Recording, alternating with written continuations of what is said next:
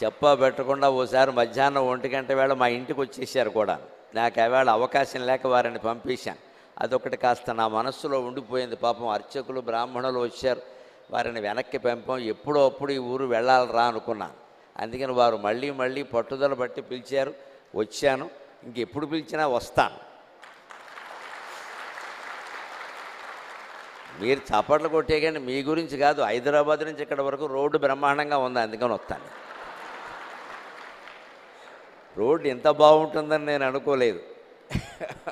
బ్రహ్మాండంగా మా ఇంటి దగ్గర ఇన్నోవా కారు ఎక్కింది మొదలు జోషి గారి ఇంటి దగ్గర దిగే వరకు అద్భుతంగా ఉంది.